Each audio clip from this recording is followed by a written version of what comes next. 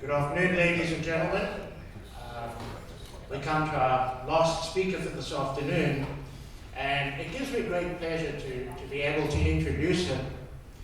Michael Hogan graduated from the University of Pennsylvania with a master's in sociology, and after that he taught for a number of years in various schools and colleges, the College of New Jersey, Haverford, and Hobart up in New York State. In 1977, he left the academic world and entered the world of medical recruitment and consulting, which meant he worked in New York. So if anyone wondered where he was from 1977 for the next 30 years, that's where he was. And fortunately, at the end of that, he has come back to us. In 2007, he retired from working, came back to Bernathen and took up work at the library, and began to re-immerse himself in the academics of the new church. It was in 2007 that we celebrated the 250th anniversary of the Last Judgment. That's quite an interesting concept. There are not many places in the world where you can have a seminar that goes on for a couple of days celebrating 250 years from the Last Judgment. But the Last Judgment is a very significant event, even if people don't know much about it. As a result of that conference, a book was created from the proceedings called The World Transformed. And this is what Michael's going to be talking about this afternoon.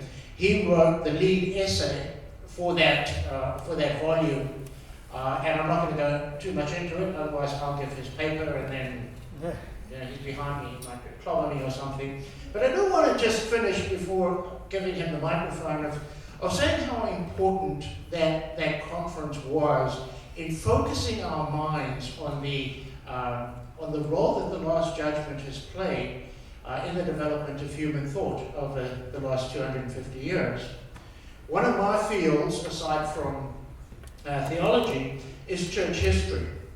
And church history is a social science, and any church historian will be able to tell you that something very significant happened in the 18th century. It has its roots before that, but it really comes to flower after that. Most of them don't know why. The Enlightenment came along. No one really knows why the Enlightenment happened. It hadn't happened before, not in the same way. And science, philosophy, and so on went into completely different directions, leading us to the point where we are in the modern world today. Now, from the New Church perspective, we can look back and say, well, that is the logical outworking of the Last Judgment. The Last Judgment taking place in 1757 changed the way that we function in this world. And the heavenly doctrines tell us that in the wake of the Last Judgment, people will come into a new state of freedom, a freedom of thought that they just never experienced before. And so what we're seeing in the world around us is the development of that freedom of thought. So thinking of Dan's paper just prior to this one, the battles around science and scientism really is simply symptomatic of that freedom of thought that has come to us as a result of the Last Judgment. So I think Michael's paper has tremendous importance for us as we look at the modern world and its roots in that Last Judgment. So it gives me great pleasure to introduce to you this afternoon Michael Hogan.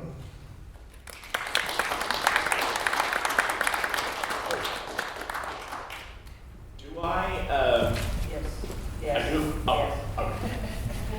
Thank you.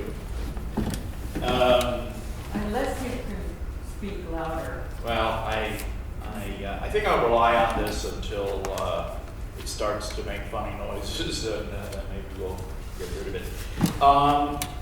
Thank you, and it's nice to see some familiar faces and some faces I do not know. I'm tempted to call us we few, we happy few, but I'll forego that celebration. But nonetheless, I'm happy that those of you who could come are here. And I'm going to do the first function of the afternoon is to hawk the book. Okay, this is a book expo. This is and this is the text that I will be referring to. And I will try to spend the next 25 or 30 minutes talking about what this book was about and some of the essays in it. And then I'm going to talk just a tad about where I have gone next. I have gone in the direction of the American religious history and attempting to plot out in more specific detail the Last Judgment as it has been reflected in doctrinal struggles within American Protestantism in particular, and what I call free will religions, and especially their impact on political freedom and the question of slavery in the 19th century. I will jump ahead a little bit, although I'm still in the midst of the paper. I'm absolutely convinced that abolition, the anti-slavery movement in the United States, would not have been a major player, let alone triumph, had it not been for the impetus, the spiritual energy provided by the Last Judgment and the sense of freedom and free will which American Protestantism absorbed like the rays of the sun in a garden. Metaphor I know is, for those of you who've read Swedenborg, obviously is familiar, and also Kristen King has used it as a metaphor in her recent text. But it is absolutely true. That is going to be the subject of sort of the sequel to this. And this is in the New Philosophy of 2013, December. The other essay is currently being written as we speak, and I expect it to be finished 6 months, 8 months, and hopefully I'll be able to provide a talk for it as well. But getting down to the present, how's that? Am I still audible? Yeah, okay. So here we go. This book is an extended experiment. And I will, and I think it worked out well for us, but then again, I am biased. So I will explain what this experiment was about, but I will first retreat from New Church and Swedenborgian type things to talk about the intellectual context that I personally came to this book with, and that I think is current within the social sciences. I was not born and raised in the church. I was not born and raised in Bernathen. I came to it late in life, in part because of my courtship and ultimate marriage to Jane Williams Hogan. But in my initial days, I was a sociologist historian with an interest in economics and a smattering of other things. And in sociology in the 70s, and in fact today even, the preoccupation of the social sciences was the transition, the great change. And what was that great change? That great change had to do with medieval to modern society. What is modernity? What is the Industrial Revolution?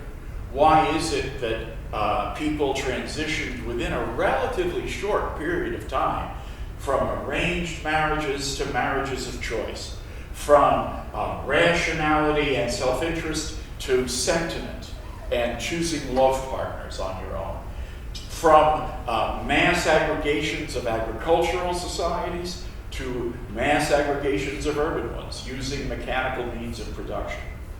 All of this occurred in the mid-18th century.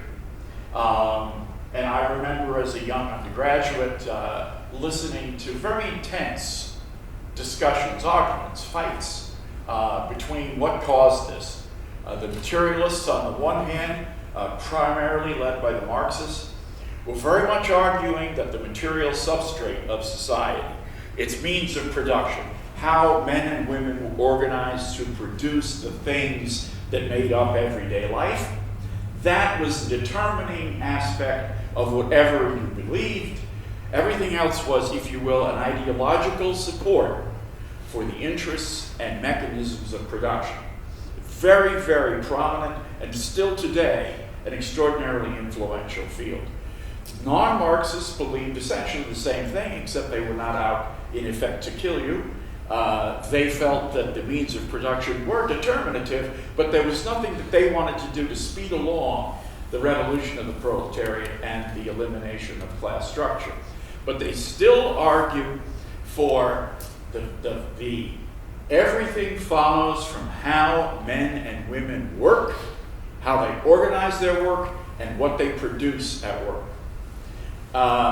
There was another group, a smaller minority group, led by a fellow by the name of Max Weber, who I happened to follow myself at that time, who believed that culture was the major process of change.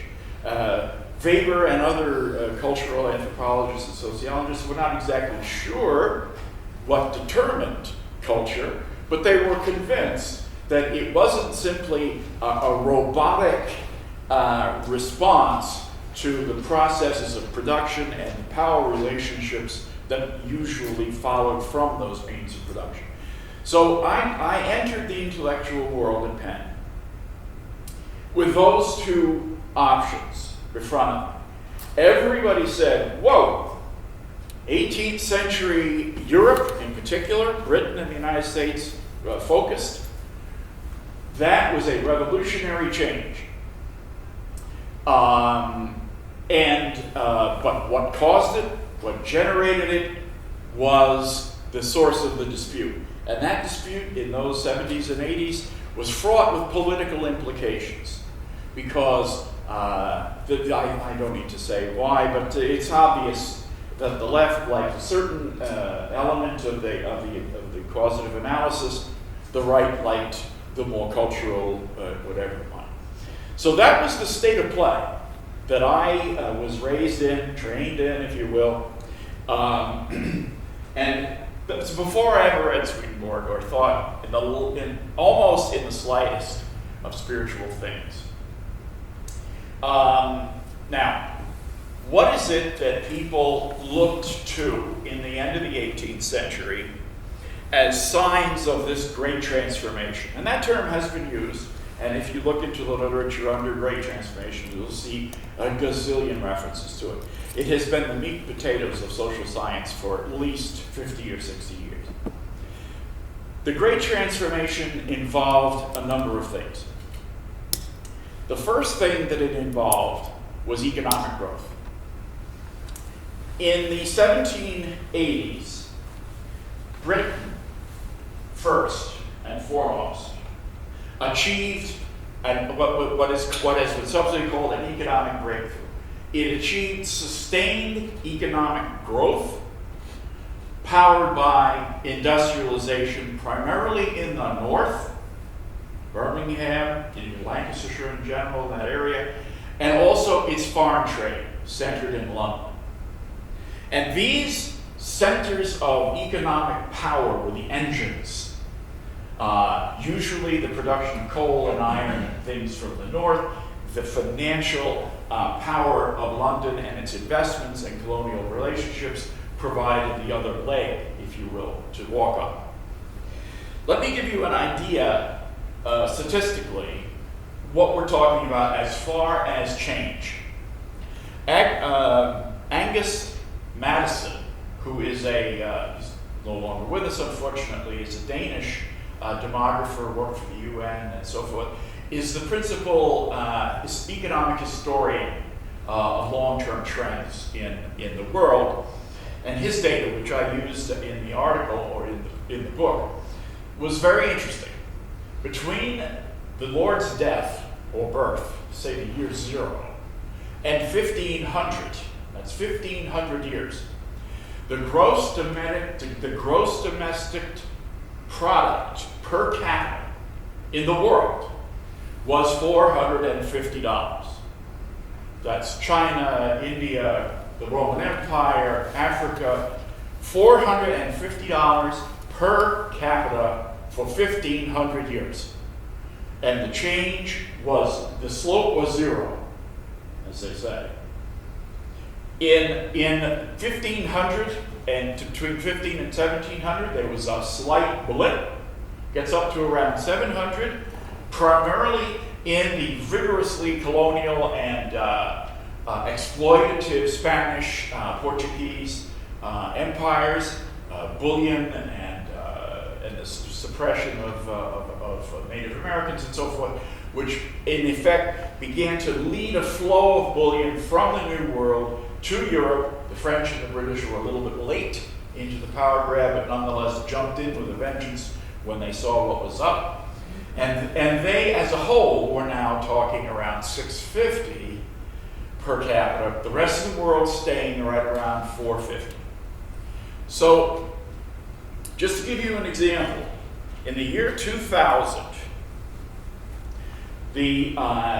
what the economists call the First World and its, or the British Empire, the British world and its Western offshoots, including the United States, New Zealand, and Australia, and so forth, have a per capita gross income of $28,000.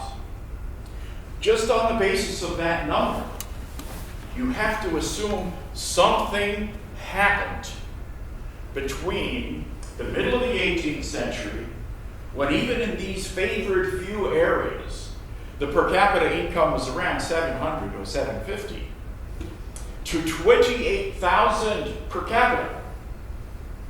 And that's with a population 5 to 10 times higher. The per capita being 10 times, in other words, the base is 10 times larger than it was when the income was 25 or 50 times less. This is an order of magnitude of wealth that has never occurred in human history before, may or may not occur again, but has never occurred in human history before.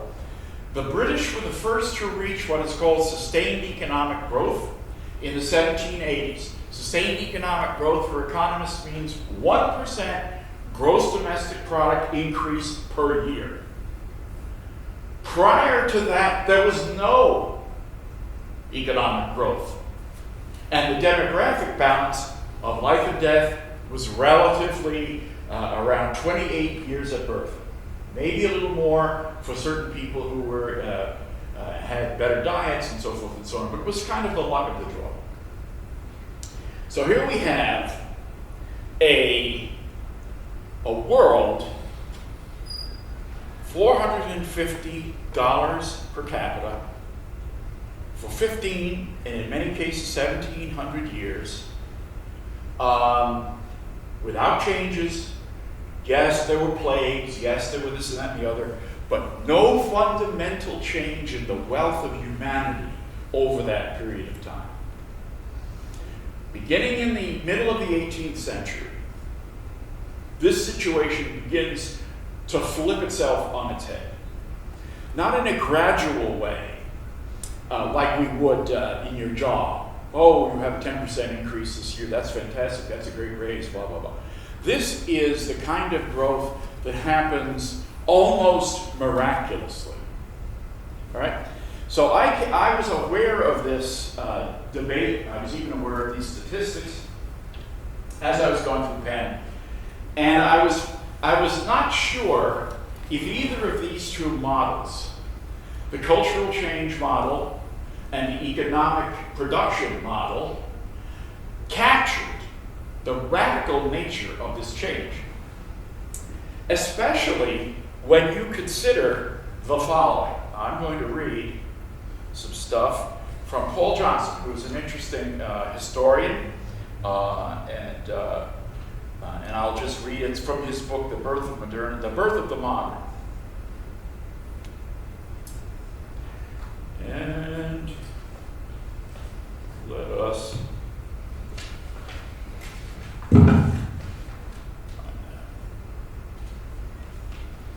Okay, this is Paul Johnson.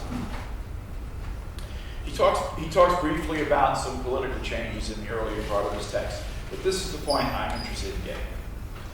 These political, economic, and demographic changes, all without precedent in their scale and future significance, were accompanied by powerful new currents in music, painting, literature, and philosophy, some ennobling and refreshing, some sinister. And we all know many of those trends. This book, the one he's writing, attempts to show how deeply painters, musicians, writers were involved in the great events of these years. I have tried throughout not to compartmentalize politics, economics, science and engineering, and the arts, but to present them as they literally were, closely enmeshed, reacting one upon the other, parts of the seamless garment of which were transforming it. The seamless garment that was transforming the society in the 18th century. That stuck in my mind. If not that quote, then the sentiment behind it. When I was recruiting for this book back in the day, I had an article a paper that I'd written. I had a grant from the Cole Foundation, and I wrote it about what is the nature of the Last Judgment. And I finished it, and it seemed satisfactory to me. It was a little clunky. I'm not a great writer, but nonetheless, I think it was followable. And I got the permission of the dean, and I went to the different faculty members and said, look, we've got this universal event occurring around 1750, 1760, 1770, which has ramifications all over the map, culturally and economically. Can I ask you for your expertise of how this impacts your discipline? Unfortunately, virtually all of the artists, musicians, writers, painters that I asked were either in the midst of projects or finishing dissertation defenses down at Temple, or in some other reason totally preoccupied and could not produce a paper for this volume. I regard that failure on my part as the principal weakness in this text. And I hope at some point in the future, those who are involved in the arts will in fact take it as a challenge for themselves to take a look at the novel, the poem, the musical piece, or whatever it may be, the pictures, my goodness, the painting of the late 18th and into the 19th century, as it could have been impacted by the values of the Last Judgment or by Swedenborgian artists themselves. I leave that out as a challenge. I was not able to summon the recruitment skills, if you will, to bring a number of folks in to address that issue, but I certainly think it is something we need to talk about as a community and as a group of scholars in the church. We're told in the writings that the changes that occurred in the Last Judgment affected the concept of innocence, the notion of creativity, the idea of beauty, and yet in our text, I was able to to unfortunately not tap at a high level the intellectual traditions that would have shed light on that process. I cry out to you, for those who have an interest in this, to talk about the novel, the place of sentiment in the late 18th century and early 19th century novel, the emergence of internality, the sudden on-the-page ruminations of the characters themselves, their internal thoughts, their concepts of justice, their concepts of each other, the relationship issues, and contrast those to those of the 16th, 17th, and early 18th century novels that people were reading at that day. Music. The difference between Mozart and Beethoven is so astounding to me, and yet so unanalyzed.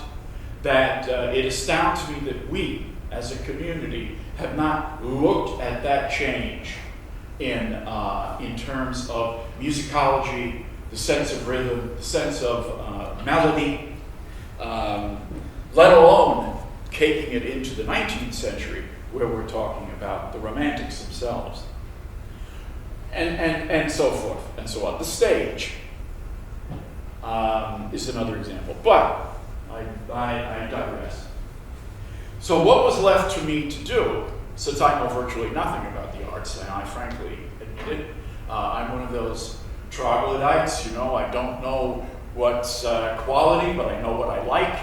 But I would be very interested in having someone address these issues in a truly aesthetically sophisticated way. But okay, what do you know, Michael? Well, I do know something about politics, economics, and the struggle for human freedom.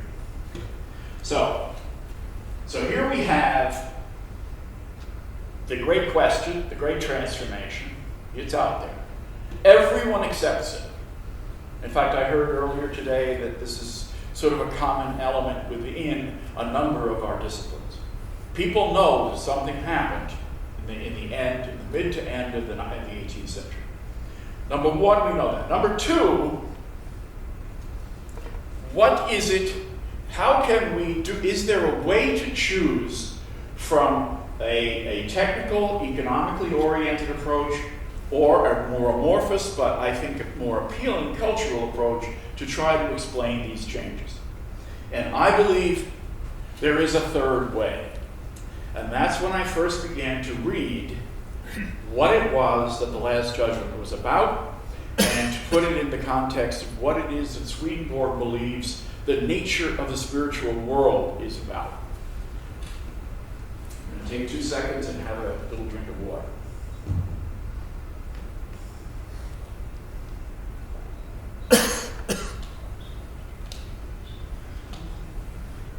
So, in 1757, we have a set of events that occurred in the spiritual world. I became interested in them on their own right, not necessarily with this question in mind, but obviously it was still in my brain. So I began to focus on what it is that happened in the spiritual world. And I think you know the basic story, but I'll just briefly hint at it. The Christian church was brought to an end. The Last Judgment was on it. And the reason why it was brought to an end was because within the spiritual world, the inability of that church to provide the basis for the choice of salvation of the souls within that church, especially toward the end of it, created societies in the spiritual world which in effect lived in a false sense of reality. But in doing so, they congregated and clustered in ways that prevented the energy of the Lord's light, his saving grace, if you will, from penetrating from him through the spiritual world, where all these things have to pass, and into the natural world. So that it was, as Swedenborg said, as if a great interposing moon had come in front of the face of the sun, or a dark, vast cloud had prevented the Lord's power, if you will, its light from penetrating into the natural mind. That had reached such a point that human freedom was being impaired. Why? You all know this, but I'll just say it briefly. Because the mediators between the Lord and us are in the world of spirits.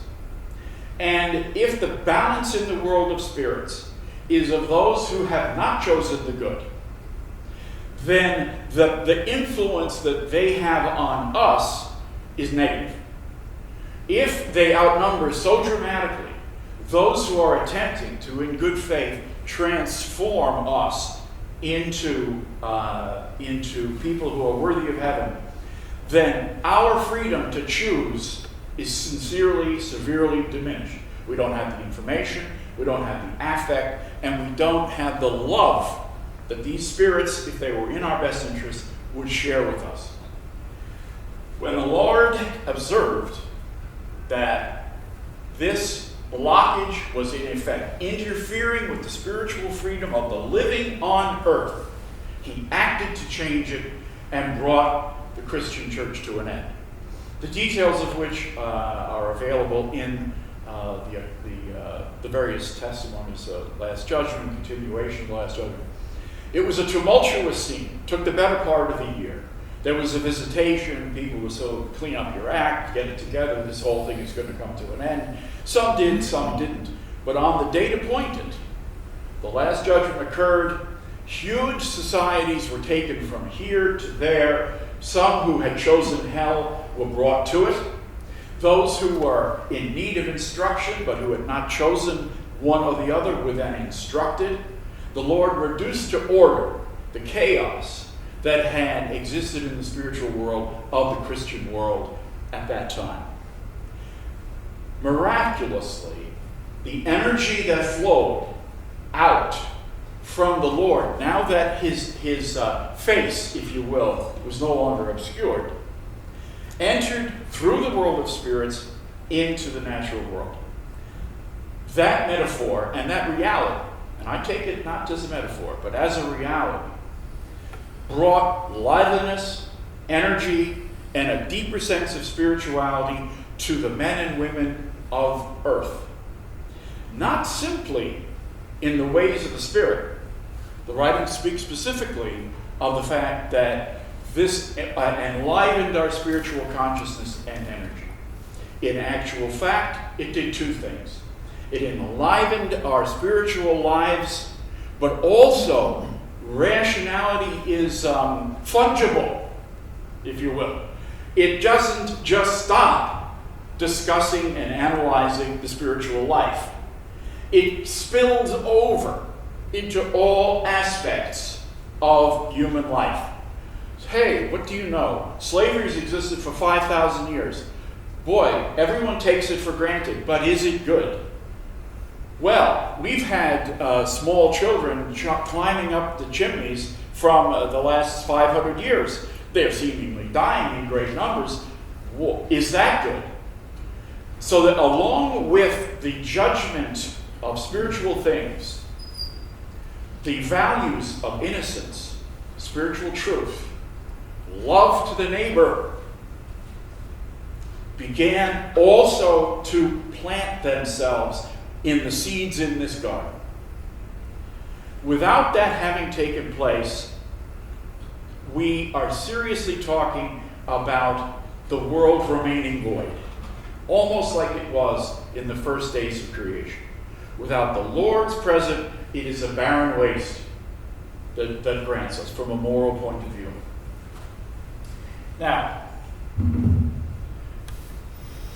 the impact of this, to me, required a logical test. And that's what I meant by saying this book is an experiment.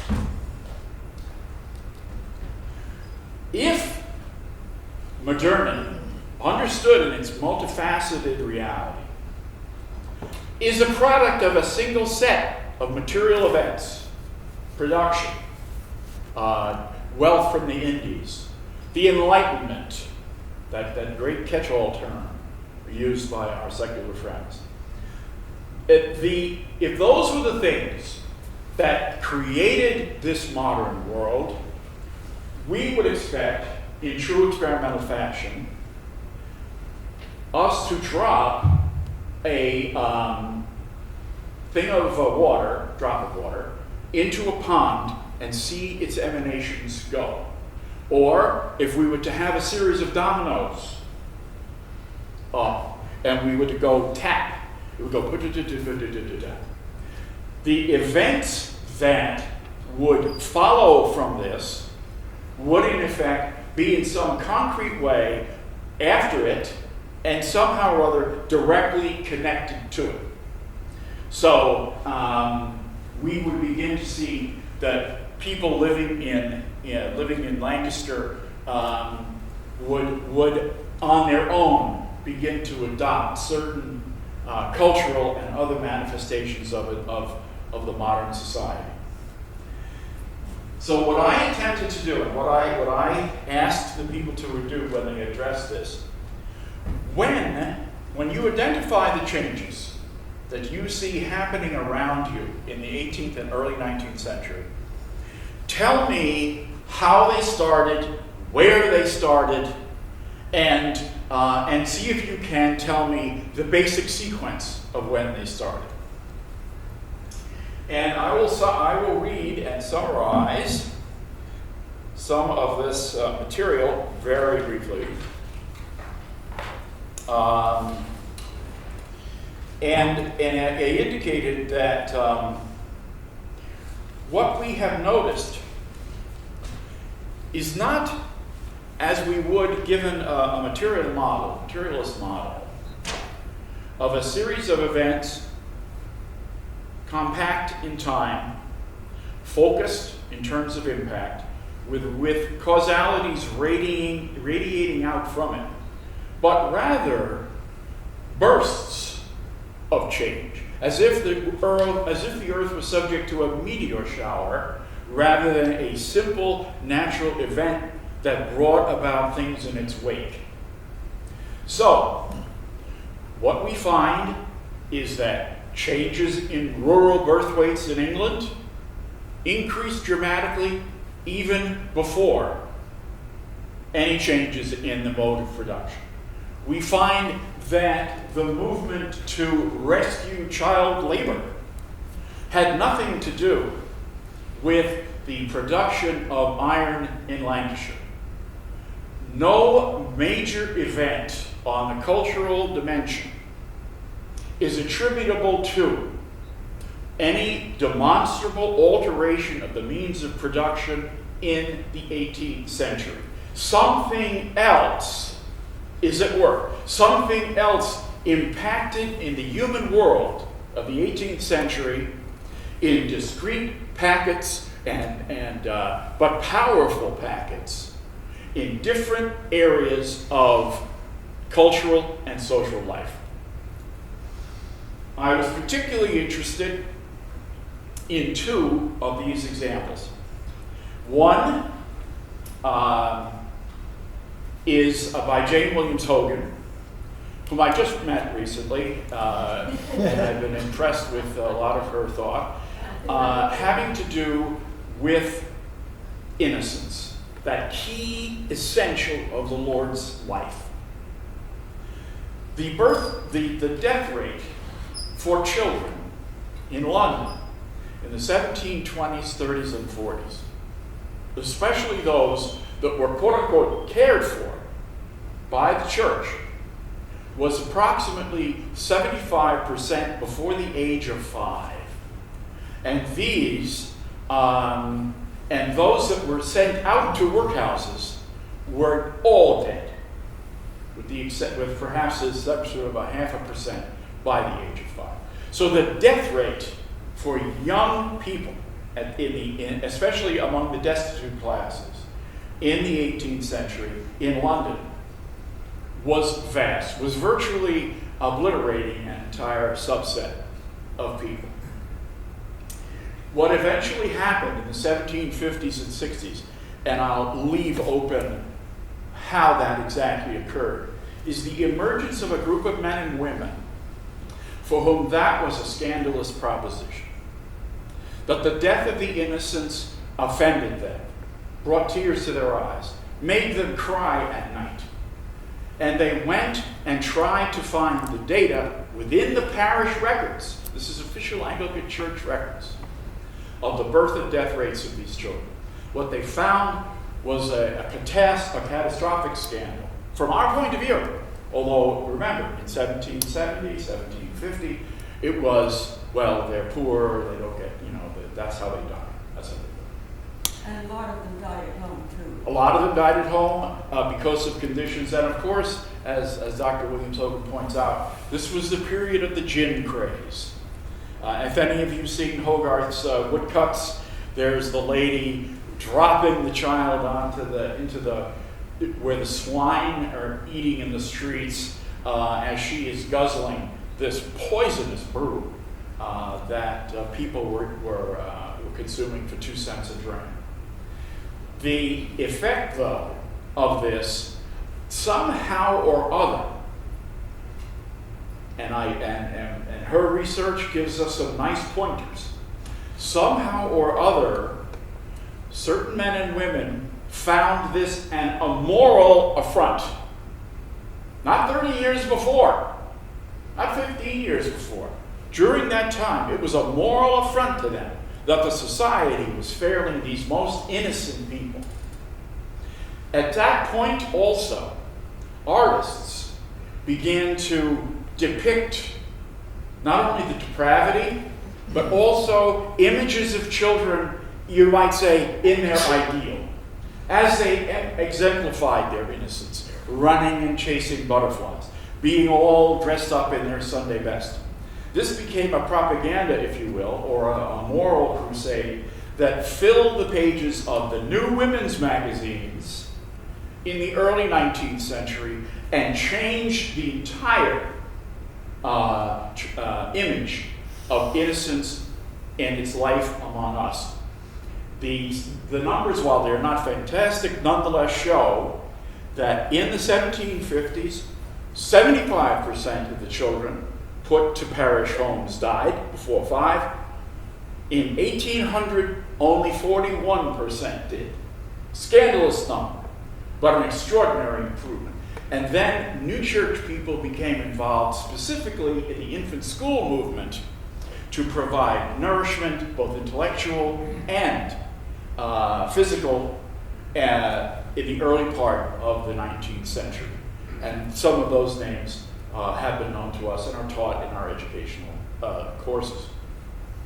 That was number one. And I think it's very important to keep in mind the taken for granted of dead children is no longer taken for granted. What about slavery? Here we have a direct new church connection, which it seems to me ought to be made more of. As a matter of fact, there will be a conference. Could you just maybe tell? In London, the 2nd to the 4th of June, there's a conference on Karl Bernhard Wadstrom, who was instrumental in the anti-slavery movement and a baptized new churchman who actually saw and wrote about the issues of slavery in that day. Nordstrom and his Wadstrom. Wadstrom and Nordenskjold, is an associate of his, were instrumental in popularizing, if you will, in letting people know of the slave trade. Wadstrom himself was the first to produce a set of drawings of the slave ships, how the slaves were packed and how they died and what their rates of survival were at mid-passage, that's the center, across the Atlantic. These were introduced in Parliament in the 19th century, leading to a long and protracted struggle which finally ended the British slave trade in the early part of the 19th century. And the reason why Wadstrom got involved, he read in the writings that the Africans have a celestial genius and that their freedom, should it be unimpaired or unencumbered, would help lead mankind into a higher level of spiritual consciousness. He read this. He believed this. And 5,000 years of slavery, going back to the Sumerians, Babylonians, and whoever else, was then suddenly called into question.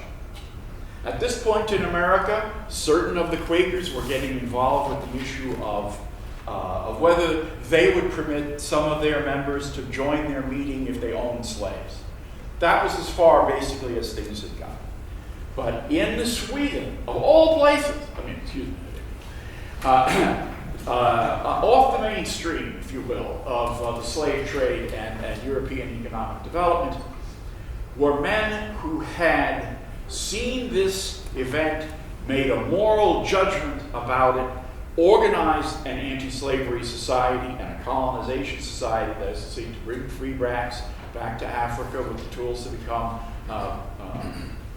proficient, and put them into effect and joined the anti-slavery forces with real evidence, real energy, and gradually that movement grew. And my paper, which is not yet completed, is involved with that in the United States, the anti-slavery movement and the impact of free will religion and the new church in it. I'm going to end shortly, but I do want to make a couple of concluding remarks.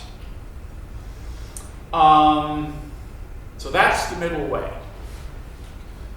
Taking the Last Judgment seriously, following its implications in a sophisticated way, hopefully more sophisticated than I have been able to do, but to take the impact of spiritual freedom, the elimination of false heavens, and the elimination of obstruction from the Lord's life through the world of spirits into human life, where it is intellectually permitted to enter into the mysteries of faith and the mysteries of natural life.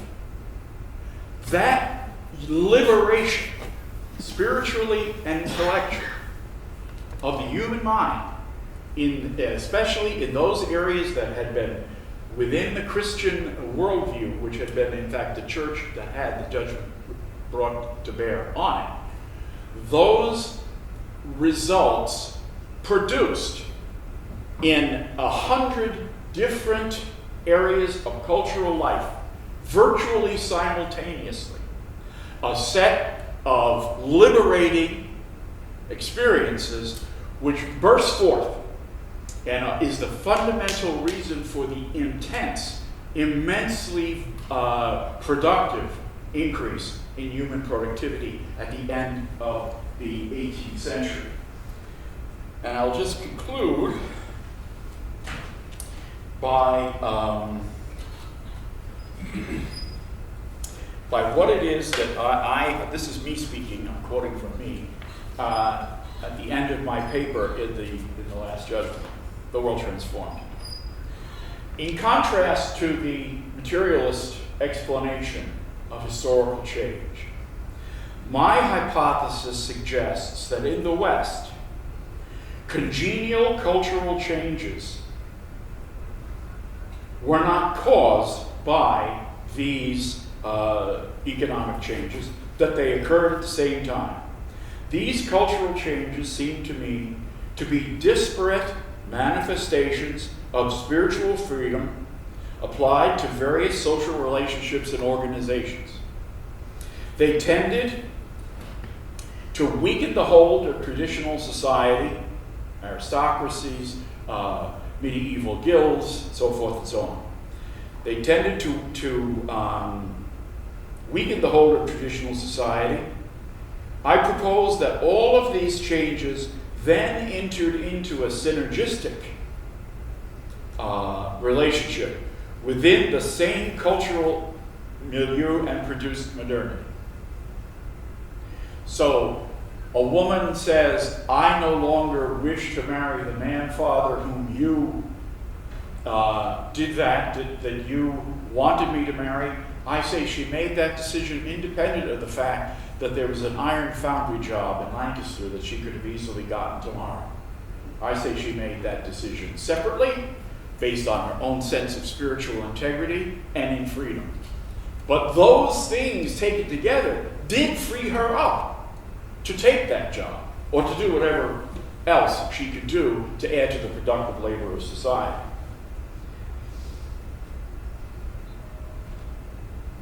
At this point, I return to the suggestive comment by Angus Madison when he said that these developments occurred in Europe and nowhere else. So, that is the experiment, if you will, that was conducted in this text. Our attempt was to elucidate, explain, show what the Last Judgment was, what it entailed, and what its impact could be on earth. We then contrasted that impact in its broad, multi-dimensional way with any other explanatory model advanced within the social sciences, and found, to my mind, that it conforms to the real, historical, empirical data of the times more than any other model. Only the fact that we refuse to open our minds to spiritual causes in natural life, that we do not see what is before our very eyes, like the hand in front of our face. If we were to see this in terms of, say, disease spread, we'd say, oh my goodness, there must be multiple entry points for the AIDS virus or the whatever it is. But when it comes to seeing the cultural entry points into a milieu of 10, 12, or 15 different things, what possible relationship does Jane Austen have to the coal mining in Lancaster? Her sensibilities, no pun, her sensibilities are in fact formed by a moral and cultural reality. And unless we deal with all of those, we will never fully explain what happened at the end of the 18th century, and we will never advance the third way, the new church analysis of Western history that is, I think, right before our eyes. Thank you. Thank you very much.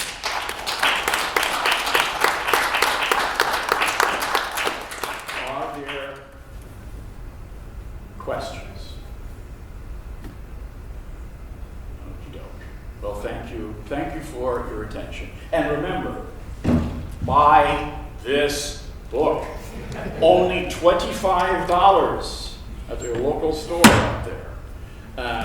And I will hopefully be asked in the future to provide a separate lecture on the American application of this within the development of free will religions.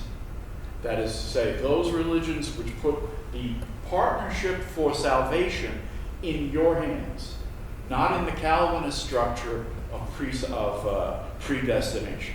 That was one of the most liberating events that could ever have happened in American history, and we're living its results.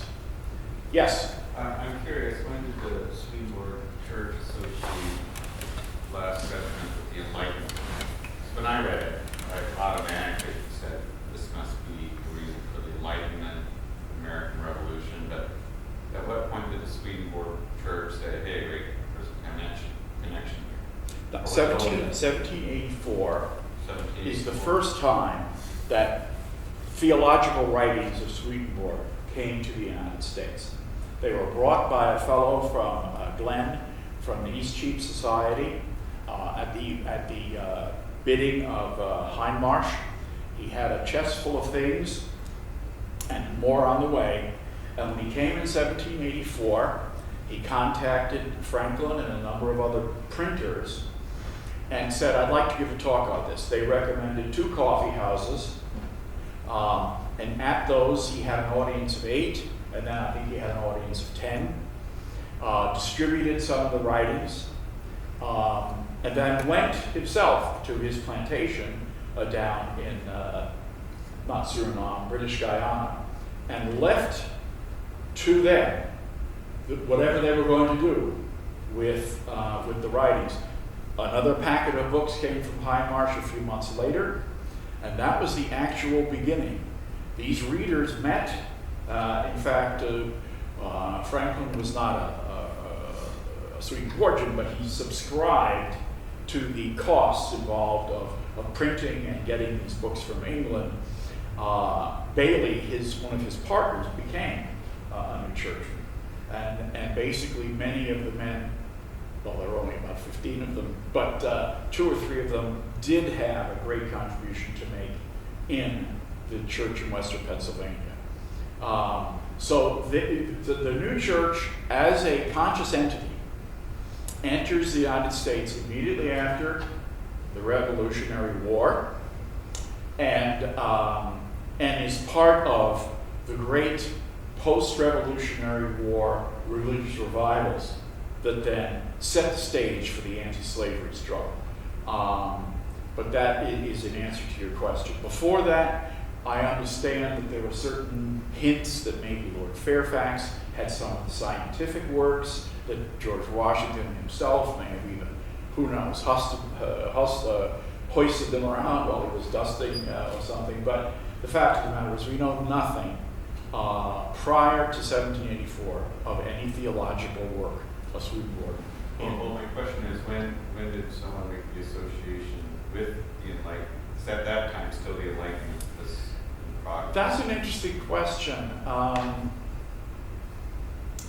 I would say the Enlightenment was not on their mind. The first new church people who took it seriously and rode with it, and I mean literally to the backcountry, were Methodists, converted Methodists who had been circuit riders, and who read the writings and said, this is the real truth behind Wesley's rejection of faith alone.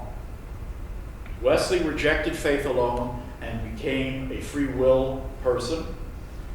The Methodist circuit riders, several of them, Hargrove in particular and 2 or 3 others, read the writings, and Hargrove went to his wife and said, you know, my dear, we're poor people. He was an immigrant from Ireland, was a Methodist. He was working as a cloth person, and he said to her, I've been a circuit rider and a Methodist preacher now for 7 years. It's the only income we have outside of what piecework I can get. I can't do it anymore. I think the writings are the word. She said, your heart and your mind will lead you. And he became the first bishop, actually, of the church. I'm writing a piece on him because I feel there are certain, what I call evangelical new church preachers in the early 19th century who get sort of drowned out by our preoccupation with the Transcendentalists and the Boston Circle and Emerson and yada, yada, yada. And did I mention Emerson? Anyway, all those folks. But there were real preachers out in the hustings.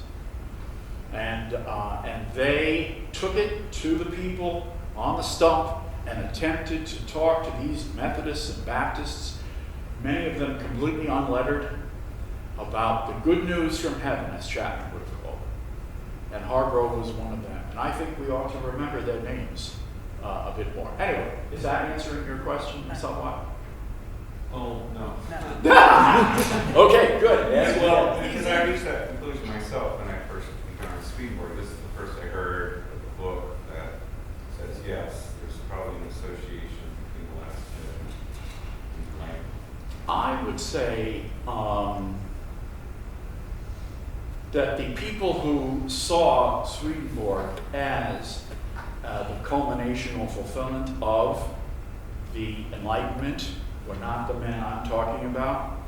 The men I'm talking about were concerned with your soul, not the intellectual issues of 18th century France.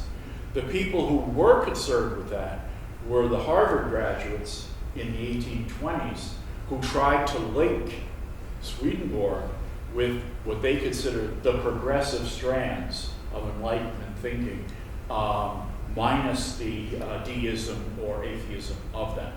And that's where you find some very intelligent conversations about French philosophy in the American context. The American people I'm talking about were definitely from sort of the more ordinary classes, and their concern was salvation. Don't tell me you're unable to be saved. Don't tell me your name has been inscribed in the book from the beginning of time. Don't tell me Jesus is taking you as a ransom. Don't tell me that. You are free. You are spiritually free. You can choose to put yourself in the way of grace. And that grace, if you cooperate, will help you be saved. Don't tell me about your inability. Don't tell me about your condemnation. You can be saved. If you will it now. That's camp meeting talk. And that's what our guys were doing in the early part of the 19th century.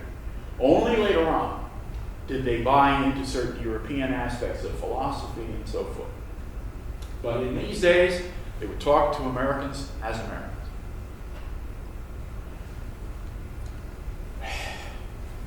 Okay. So, in conclusion, let me say, buy this book.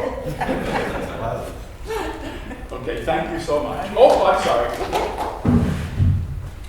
I was very inspired by that conference on the world transformed. What year did you say it was? We did the 2007, 2007. and then we ran into the Great Recession, and it took us 4 years to get the pennies and nickels and dimes Right. to put this book out. So when I bought the book, I bought 3 or 4 copies. I had promised a couple of other people who couldn't go to the conference, I'd get them one because it was so inspiring. But I haven't really read it all yet, so I can't. You're the only person in this room who's not read it all. I just want to say, you've all read it, correct? Everywhere? Okay, you're not reading it. But, and I guess pick and choose. I mean, there are certain, like Sony has an interesting essay on women. You may be into it, you may be not. Somebody else, Forrest Rissy, has an interesting discussion of what he calls the liberation of mathematics at post-last chapter. You may be into that, you may not. Anyway, there's a whole array of things in there. But remember the point.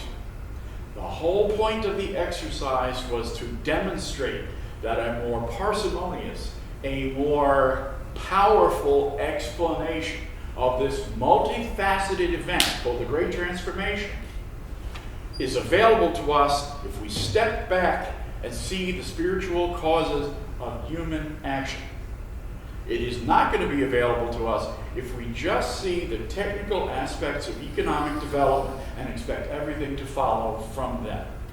It will not be so, and you'll be laboring in ignorance the longer you try to do that. Alrighty, thank you. Thank you.